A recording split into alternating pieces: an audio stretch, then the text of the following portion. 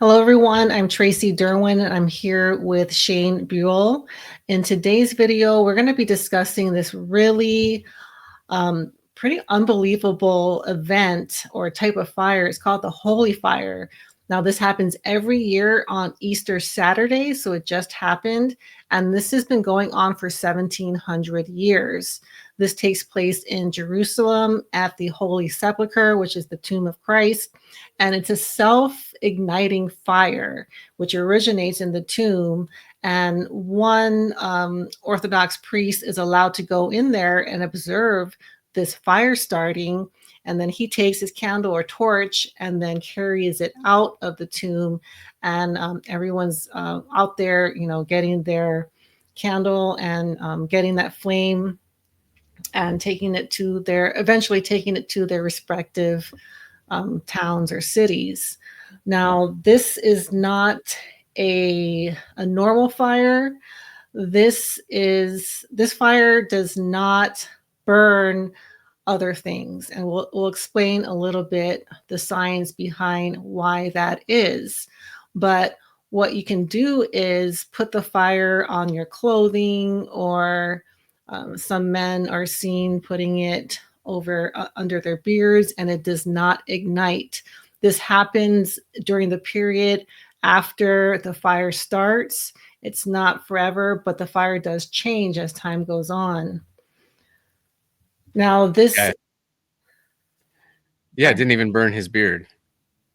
right, and there's a lot of footage of that, and now because everyone has a phone, a lot of these things are being, I guess, released, and a lot of people are finding out about it, because I had no idea this type of fire exists, or this event has been going on for so long.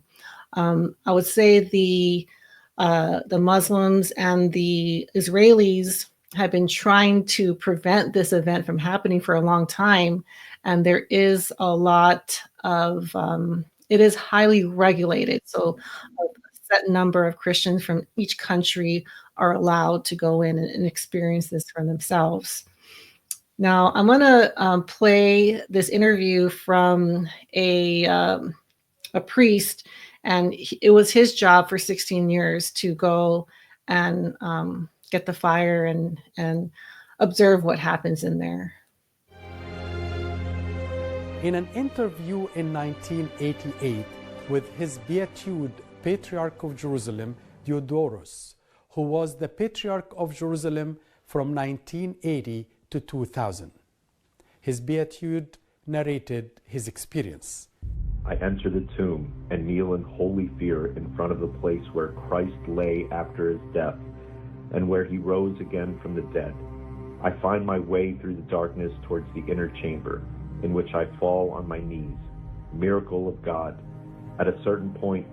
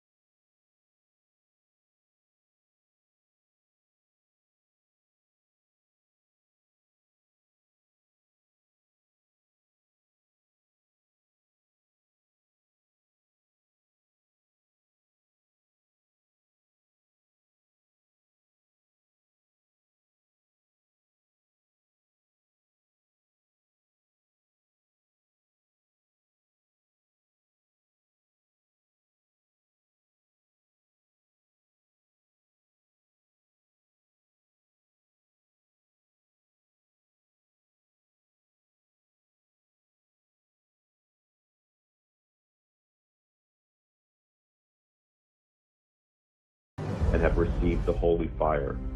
The light is of a different consistency than normal fire that burns in an oil lamp. At a certain point, the light rises and forms a column in which the fire is of a different nature, so that I am able to light my candles from it. And there's also reports of candles or torches being lit, even that are not inside of the tomb when this happens. And every year they say it's a little it's a little different. It's not identical. Okay, so I think we're gonna play the research of the, I guess, scientific explanation or what they found about this holy fire. This is from L.A. Marzulli, who actually goes into. Did you want to introduce him? Sorry, I skipped. Yeah, okay, we're gonna play Ellie Marzulli. I've been following him for some time, and what he does is he discusses, like, more recent events that have happened, through archaeology and history, and relates them to the biblical text, and uses it as sort of a support for what was written in the Bible, things such as the Giant of Kandahar, and he does discuss the holy fire and what he thinks it is. And the holy fire would appear on the slab where Jesus lay, and it undulates. It's this bluish white flame. Okay, so all you skeptics out there, let's walk through this. Moses in the burning bush, that doesn't burn? What's that? You tell me. The pillar of flame that leads the Israelites through the desert, what's that? What about the tongues of fire appearing over the apostles' heads? What's that? Right? And we don't know. What if it's cold plasma?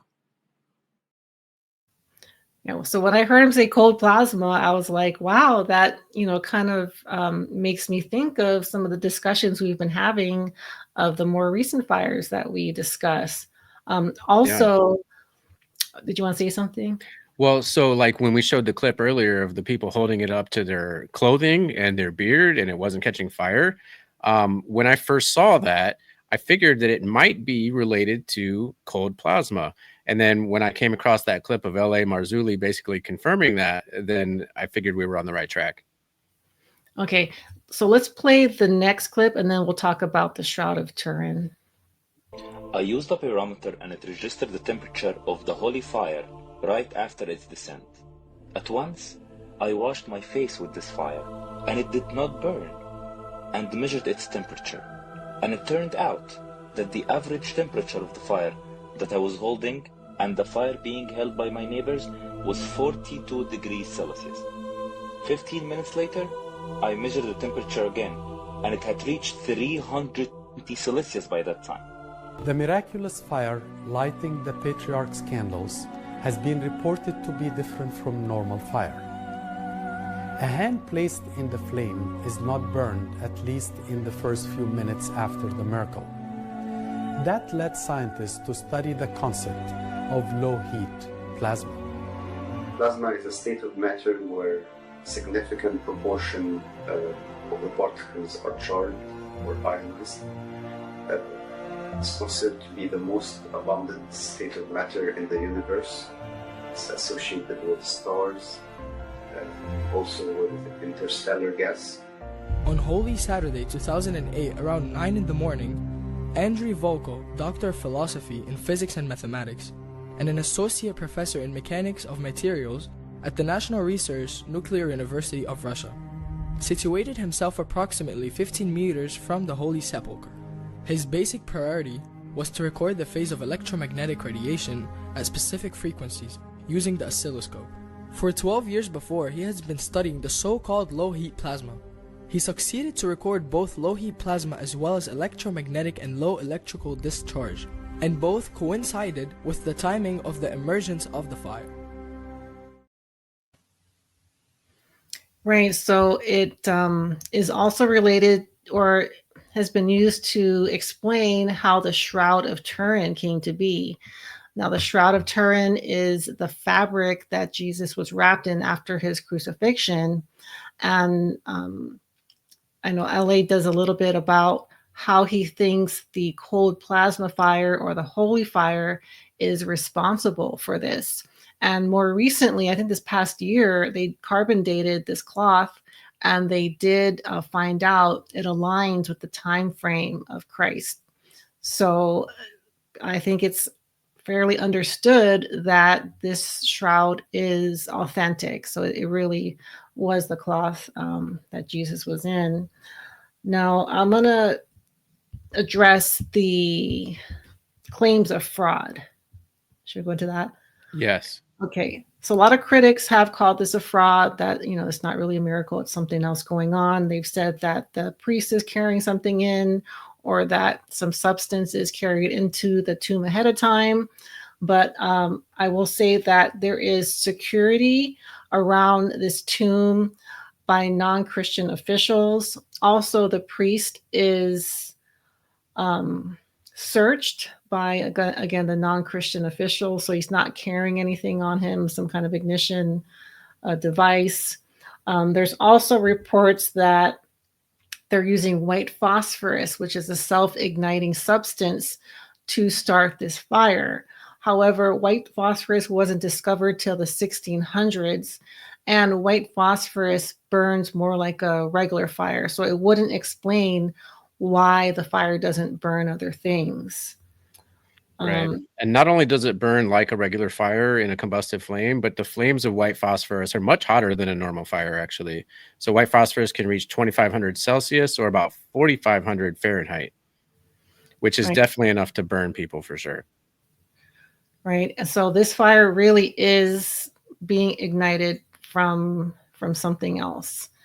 Okay. And then as we were doing our research into this, Shane discovered a different kind of fire. I think he kind of knew about it, and it's called St. Elmos Fire.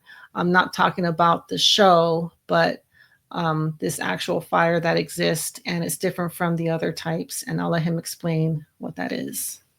All right.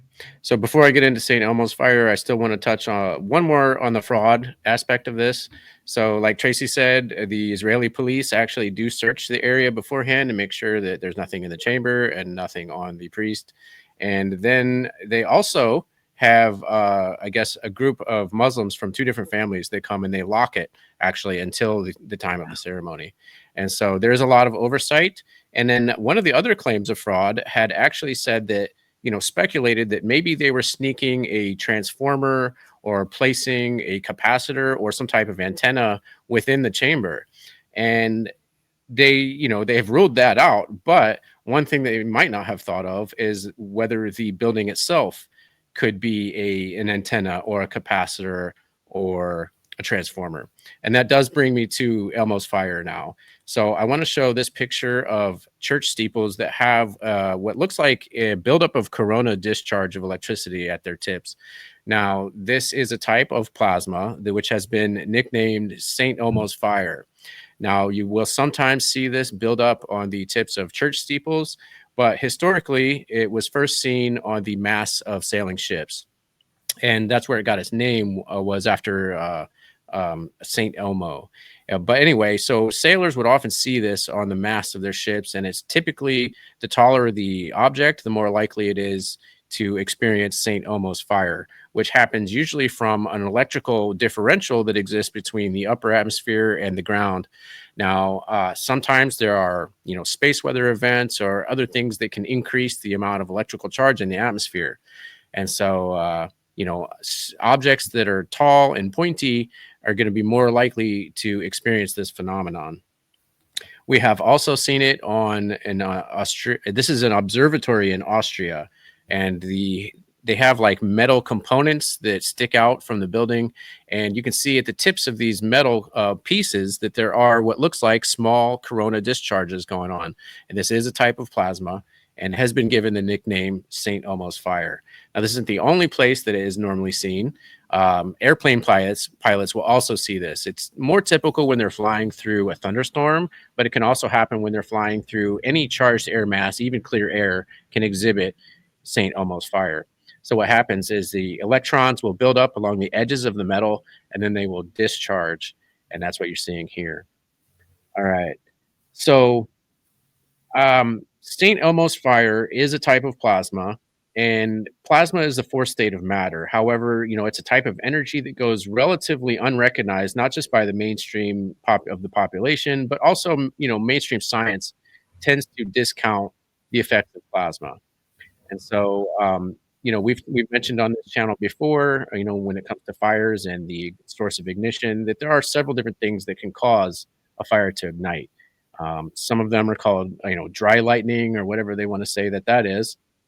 And then some fires are caused by arson, but then there are some other fires which have kind of an anomalous fire behavior, and they leave behind strange damage indicators. And the fire doesn't actually behave like a normal combustive fire. And so I think this lends evidence to the plasma theory that there is some sort of plasma at play here. So St. Elmo's fire is one aspect of, plasma. However, I think this holy fire that we've just seen may be a similar or different type, but as you saw, the scientists had confirmed that they detected low heat plasma or cold plasma at the timing of this event. So as soon as the holy fire descended out of the edicule of the Holy Sepulchre, that's when they measured this low heat plasma to be present. Now, whether this is a divine phenomenon or some sort of technological phenomenon or perhaps a geophysical phenomenon, I'm not really sure. But the holy fire that occurs on Holy Saturday over Easter weekend is definitely one of the most interesting things I've ever seen.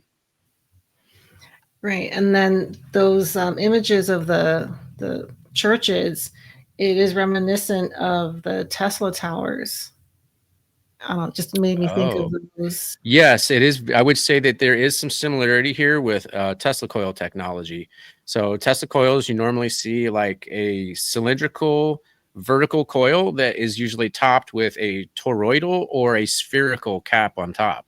And that is very similar to what we see on some church spires. You will see like a spherical protrusion. Or sometimes they have like all these crosses, that will stick out. And even the cross shape itself increases the surface area of the metal components and can probably function very well as an antenna. So, yeah. All right. Let's see here. So, yeah, so churches are kind of similar in design to Tesla coils when you think about it. Right. And you said something about the building materials of the church the actual Holy Sepulchre could be conducive to. Yeah. So, one of the types of fraud that they were looking for was the possibility of, electrical components that were snuck inside, but they probably didn't occur to them that the entire structure itself could have been an electrical component. Most of it is made of like stone and marble and wood, which are insulators. However, there are also conductors, which are lining certain parts of the structure. So it's probably meant to insulate against electrical flow, except where they want the electricity to go. And it seems very much like a Tesla coil. Yeah, good call. Right. So the churches might not have just been as a place to worship, but it could have also served many other purposes. And I think as I learn more about this, it does seem like churches did more than just provide a place of worship. Yeah, it's entirely possible that church steeples could have functioned as some sort of antenna for receiving this kind of energy. And they, churches could possibly have even been power plants in some sort of fashion. Right. Or even the pyramids could be somehow related to this. Absolutely. I'm really fascinated with these types of things. And I think as time goes on, we will learn more and hopefully uncovered technologies that were existent many years ago possibly could be used today. Yeah. And funny that you mentioned the pyramids, because I don't have it handy, but I do recall seeing a video not too long ago of someone who actually climbed the pyramids, and they had a Leyden jar, which is kind of like a homemade capacitor, which you can make out of a glass bottle. And so he climbed up to the top of the Great Pyramid with one of these bottles, and the Leyden jar was actually throwing sparks. So it was arcing sparks from the tip of the jar itself, which has like a piece of metal in it. And so the Great Pyramid itself might actually function in a similar fashion. That was a good point. They did say that, a long time ago, originally there was a gold cap at the top of the pyramid, the main one. So that would be kind of like a conductive material. And then the rest is granite and stone. Right. Okay. Yeah, really fascinating. Okay, so now we're going to discuss the kind of, weird fires going on all around the world. All right. So we do have a handful of fires going on all around the world, but I'm only going to touch on certain ones for now. So I do want to go back to North Carolina and cover the fact that we have new fires and the old fires are still burning in North Carolina. This is the area that was impacted by Hurricane Helene. And I'm going to start here with the Rattlesnake Branch fire. This one has been burning for almost a month, and it's almost 2,000 acres, but it's still only 26% contained. So this is really slow containment on the part of the firefighters. I don't know why it's taking so long for them to contain this fire. It could have to do with the terrain, but the wind has not been as significant as it was at the start of this fire. So they should hopefully be getting control over this soon, but if they don't, then that may also be suspicious in and of itself. We also have a newer fire. This is called the Hayo Lead Fire, which started in Graham County, North Carolina. And after just 1 week, it had already burned 2,000 acres and was still at 0% containment. Now, that kind of surprises me because usually after a week of burning, you'll have at least double-digit containment, at least 10%, possibly even 50 in some cases. So I don't know why this fire also, even though it's a newer fire, is still at 0% containment after over a week of burning. Oh yeah, I did want to point out also the Hayo Lead Fire was allegedly caused by lightning. However, we don't have any proof of that, and I don't even know if there were storms at the time. All right, so now we go to the Bee Rock Creek Fire. Now this one was only it started 4 or 5 days ago. Actually, I took this picture yesterday, and it is now over 1,000 acres. And it is only 27% contained. Now, 27% is not a large amount of containment, but I'd say after maybe about 4 days, that probably is decent, if not better than the other fires. I do also have some video from this fire because I did see some anomalies that I thought I would show you guys. All right, so these are trees that are burning from the inside and about halfway up, or at least a few feet off the ground.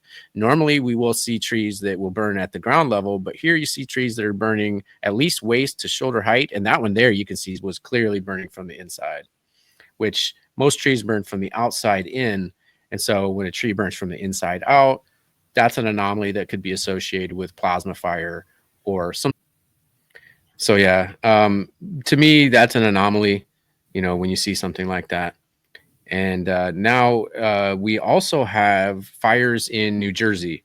And I don't have a lot of information about the statistics. I honestly didn't even find it on the fire map itself, which is really strange.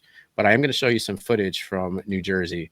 So here you see some trees burning, and there is a little bit of a layer on one side of the tree. And then here you see a fire devil or a fire whirl or a Firenado, which I've slowed down here so you can see it better. Those are usually a rare phenomenon, even in a fire. You typically won't see a fire whirl or a Firenado. It's like less than 1% of fires you'll probably see this. Now, it can happen from a normal bonfire if there's wind shear with an updraft, but they're usually not very long-lived and they're usually not very violent. However, I did see one from last week in Iowa, which was one of the most amazing Firenados I've ever seen. It was taken by a storm chaser, and I reached out to him to see if I could share the video, but I haven't heard back yet. It is a copyrighted video, and I don't have permission to share it here, but maybe I'll link it in the description below. But Firenados that are really large and intense like that are very rare. And even fire whirls, like the little fire devils, like we just saw in New Jersey, that only lasted for a few seconds. I would say 5% or less of fires will exhibit that type of fire behavior, and large Firenados are probably seen in less than 1% of fires normally, unless there's some other factor at play, which is increasing the likelihood of that forming. All right.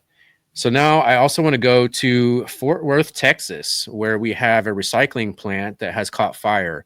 Now, originally they said the fire started in some of the recyclables, but then it spread to a hill that had tires buried within it. So this is a pile of dirt that has tires inside of it, and these tires are smoldering and burning, and they say this could actually burn for months to come. There's some of the tires right there sticking out of the dirt, and they're saying that this fire could keep going for months to come. And so that's going to be a really hard fire to put out because a lot of the tires are smoldering underground. And it's going to be a really difficult fire to put out. And that's going on in West Fort Worth in Texas. All right. So now we also have fires in the UK as well. I found this article that said there's over 112 fires and counting in just the UK alone, and that an area bigger than Liverpool has been burned. I also have an article that shows that the fire service was attacked for the second consecutive night in West Belfast, and that's in Northern Ireland. And it looks like this is another part of the article here. It says, on arrival, the fire service were stoned and withdrew to prevent personal injury. That means they had rocks thrown at them. And then officers from West Belfast neighborhood policing team attended a short time later and dispersed a crowd of juveniles. Police discovered flammable material brought into the forest park, which had been used to set the fire. And then later on, the Northern Ireland Police Department had also arrested a 25-year-old in connection with arson to that event.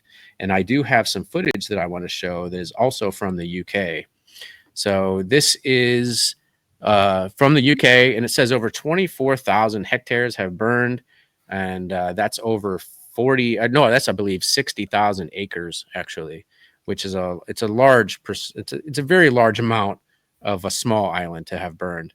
They also have fires in Northern Ireland, like I said. There are as many of these have been attributed to arson, but I'm not going to say that every single one of these fires are arson. It's possible that dry lightning could have started these, or even some sort of energy that may or may not have been directed.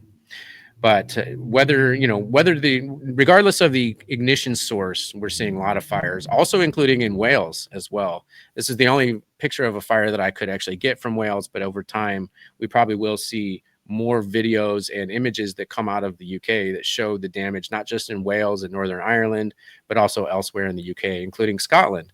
I also have a video from Scotland, and this is about a fire that is actually burning near Glasgow. This terrifying drone footage shows the vast scale of the wildfire near Cumbernauld last night. A huge blaze can be seen ripping through the area near a local beauty spot. The flames are spreading fast as they engulf the vast green space. Fire crews are still frantically battling the raging inferno after it took hold of a large forest in Pallasrig Country Park near Fannyside Road.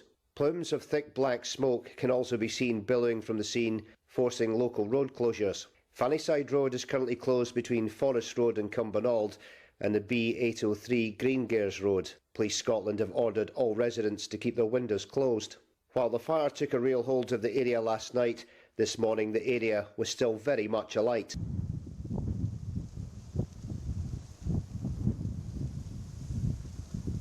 If anything, the flames were spreading and quickly, meaning we had to move back from the blaze for safety reasons. One resident I spoke to who didn't want to be named said he had serious concerns about his rental property nearby. All right. And some of these fires in the UK and in Scotland, which is part of the UK, are burning near homes. And so over time, we might actually see structures impacted, and then we'll have some damage indicators to go by. All right. So that covers the UK, but then we also have fires in Mexico, and I want to show this picture. Was actually sent to us by a viewer, and this is from a sacred mountain in Mexico, and I think this is near Tepoztlan. And this fire had broken out, and the community had come together, and they're doing everything they can to fight this fire by hand. And it doesn't seem like they're getting a lot of help from the officials, and so the community is basically having to fight this fire on their own. However, I do have some video from this that I want to show you.